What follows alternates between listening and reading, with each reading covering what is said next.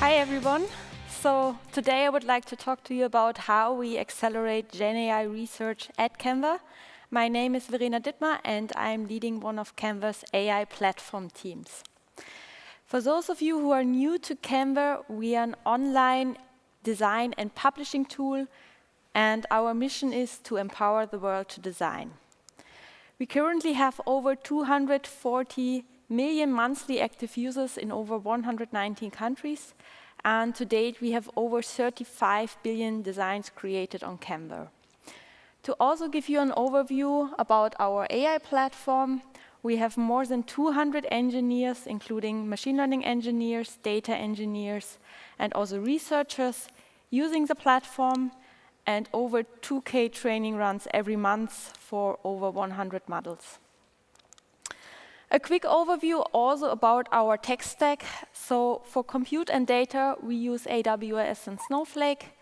And on the development side, we use PyTorch, Hugging Face, VLM, and Ray for training, and also Coder workspaces. For prototyping, we use Gradio demos and weights and biases for experiment tracking. And for scaling our training and our compute, we use Ray and the managed version Anyscale. And then when going to production, we use BuildKite as CI and Bazel as build and test tool, and also Argo CD and Argo workflow, and VLM for self-hosting models that run on Kubernetes. For today, I would actually like to talk to you about how researchers work and also what researchers need. And also when I say researchers, what I actually mean is applied scientists working at Canva, and also how we as platform teams can support researchers, and this is coming from a platform perspective. So when I actually say users, I don't mean Canva users, I actually mean any developers using the platform.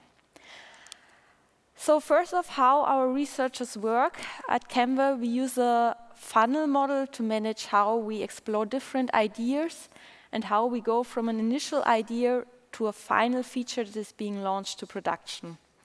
So basically starting from an experiment, which is just an initial idea derived from latest research and also user needs or insights into the product, demonstrating that the core idea is feasible, onto a first form of a prototype where the idea can be shared with others and some feedback can be collected.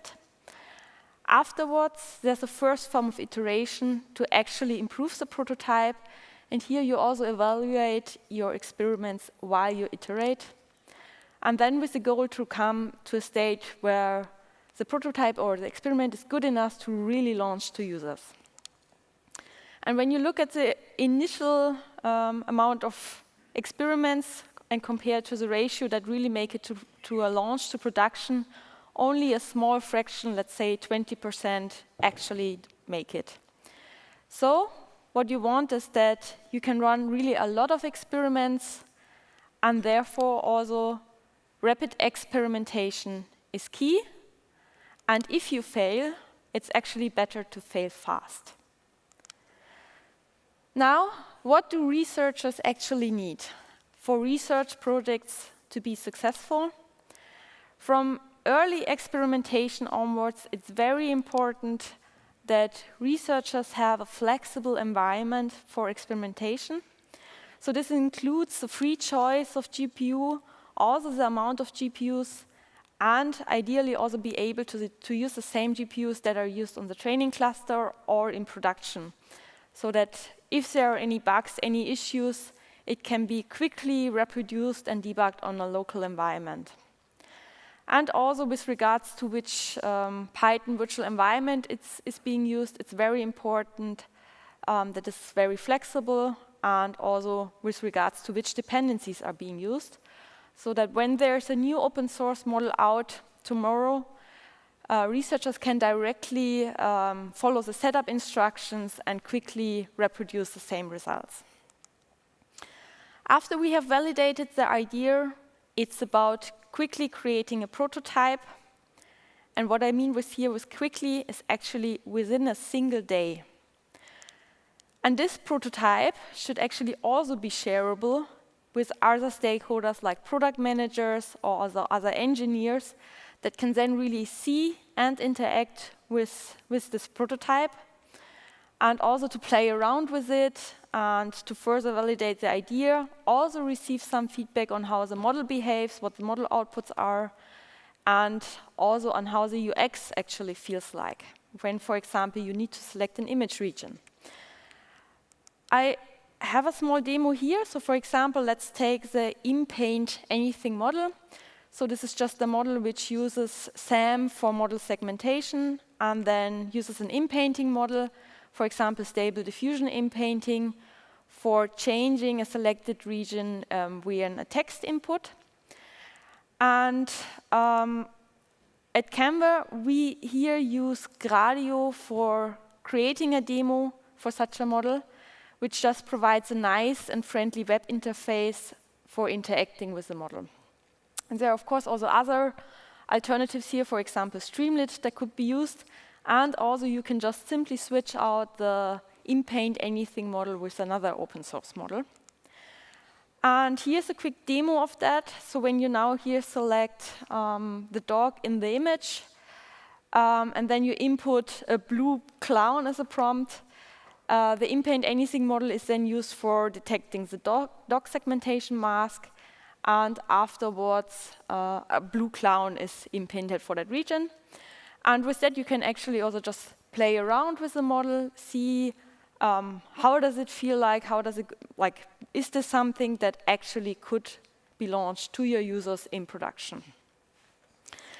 Even after you have this first prototype, we are possibly still very far away from a launch.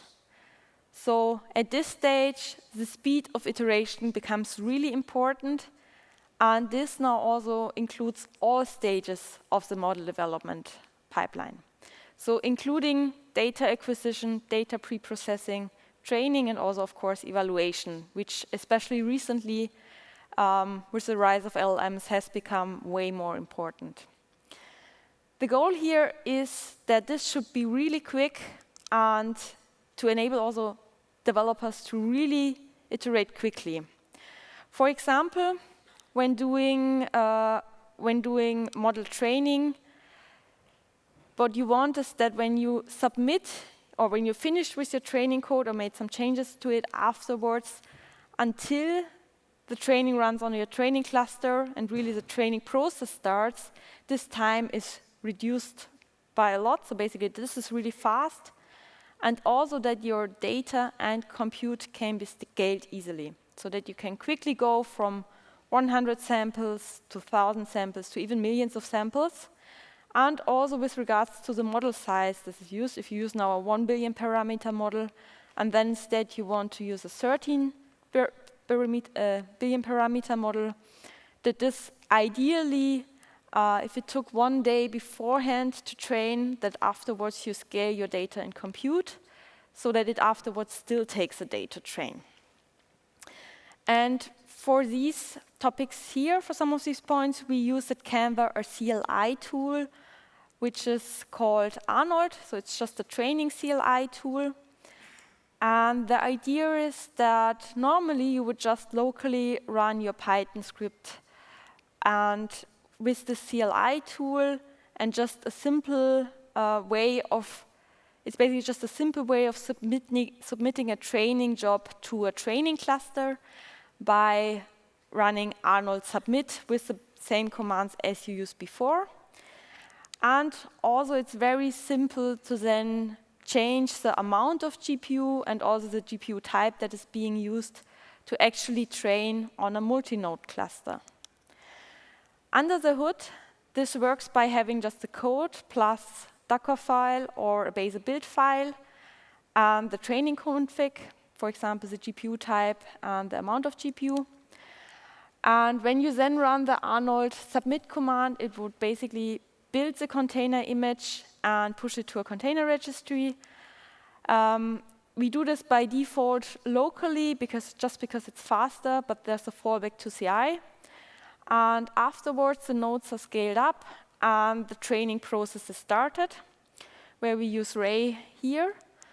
And again, what we want here is that when you run the Arnold submit command, up until the training process starts on the cluster, or ideally even until the training loop starts, that this is within seconds and not minutes, so that it's really fast for developers to train. Last, covering actually all the stages, is that researchers require support. So anticipate that for every researcher, there are additional hires needed.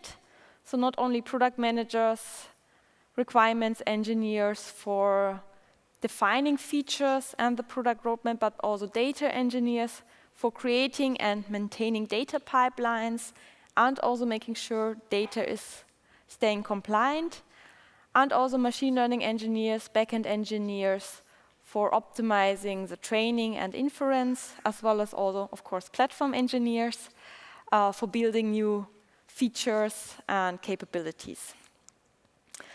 So now we come back to what we as platform teams can do to accelerate GenAI research. First and foremost, we unblock our users first and then refine processes second. So how this then looks like is we, for example, build a new feature or new capability with the goal of supporting our users. For example, imagine this could be the same CLI tool that I showed, or just adding a new feature to it, or it could also be a new way of managing or accessing data sets. And after you have built the first version, what you want is that your users use it, right? However, there's actually a caveat to it, because users often don't want to change their way of working, switch to a new tool, or even worse, needing to migrate. It's a disruption to their way of working, and they are, at least at first, slowed down by change. So what can you actually do? You can either advertise the good aspects of the new tool that you built, try to get adoption via that. That works if it's something really, really nice to use. Or something that we have learned is it's good to have really good abstractions in place already before the migration, because this allows you to roll out new platform features easier and with less or even no changes to your users. So going back, for example, when you look at the CLI tool and you see how a user interacts with it, it's basically just running Arnold submit command. Under the hood, however, it's abstracting away which CI is used and also in which cases the CI is used. Also the details on how the container image are built, and also, for example, which container registry is used. And of course, also the underlying infrastructure is here not directly visible to the user. So any changes here wouldn't affect a user at all. And the last option is to find early adopters who are then keen to try out latest experimental features, but are then also maybe aware that they might experience some issues and are also happy to give feedback to make the adoption process as pleasant as possible also then for others. And once you have a certain level of adoption, you want to focus on the speed and efficiency of using the tool or feature. And there's actually one really, really good thing about being a platform. It's that our users are developers themselves. So, even better, we can actually directly talk to our users and ask them for feedback and also conduct user interviews. And with that, we even get to know what features we need to build next, what capabilities to improve. That was it from my side. Thank you very much. In case you have any questions, I will be around, so feel free to reach out to me.